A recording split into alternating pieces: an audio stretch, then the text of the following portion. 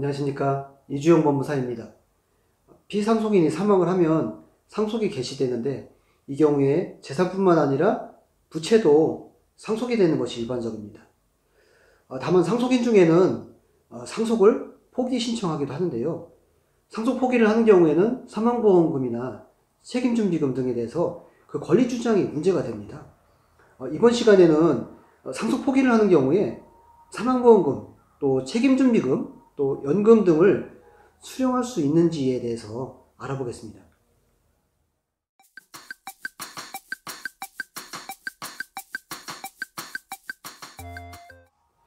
사례를 한번 살펴보면요. 얼마 전 A씨가 사망을 했는데 사망자 재산조회를 해보니까 부채가 많은 상황입니다. 망인은 미혼으로 배우자나 자녀가 없고 형님 한 명하고 동생 한 명 있었고 부친은 오래전에 돌아가셔서 현재는 어머니만 생존해 있는 상태였습니다. 이 경우에 누가 상속인이 될까요? 우선 망인의 직계비속인 자녀가 없기 때문에 이순위 상속인인 부모가 상속인이 되고, 이 경우에도 아버지는 돌아가셨기 때문에 어머님이 단독 상속인이 됩니다. 또 어머니가 나이가 많으셔서 상속을 포기하려고 합니다. 또 이런 경우에 상속을 포기하면 망인의 보험금 수령할 수가 있을까요? 사망보험금하고 책임준비금, 또 연금에 대해서 나눠보면요. 사망보험금의 경우에는 망인의 상속재산이 아니고 상속인의 고유재산이 되죠.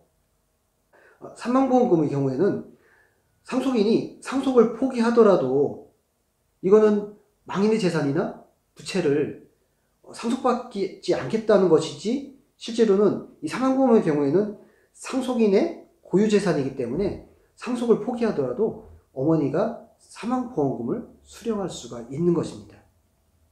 다만 보험계약을 할 때 사망하는 경우에 보험 수익자를 법정 상속인으로 지정할 수도 있고, 지정이 되지 않은 경우가 있을 수도 있는데요. 지정이 되지 않더라도 규정에서는 당연히 상속인이 보험 수익자로 보게 되는 것이죠. 그래서 수익자를 상속인으로 보게 되면서 고유재산인 사망보험금은 상속 한정 승인 또는 상속 포기를 했더라도 보험사로부터 당연히 어머니가 보험금을 수령해도 되는 것입니다. 그런데 문제가 되는 것은 보험회사의 책임보험금입니다. 책임준비금이라고 하죠. 책임준비금 같은 경우는 상속인의 고유재산일까요? 아니면 이를 수령해도 되는 것일까요? 이 부분은 많은 다툼이 있습니다. 책임준비금이라는 것을 우선 알아보면, 책임준비금이라는 것은 보험회사가 장래에 보험금 지급 청구가 들어온다든지 해약 환급금 등 성격으로 책임 이행을 위해서 회사 내에서 적립하는 금액을 보험준비금이라고 하는데요. 일반적으로 이 책임준비금은 수령자는 계약자입니다. 이 경우에는 상속재산으로 보는 것이 일반적이지요. 그렇게 되면 상속인이 탈 수가 없는 것이죠. 다만 계약자와 피보험자가 다른 경우에는 상속재산에 포함되지 않는 것으로 보고요.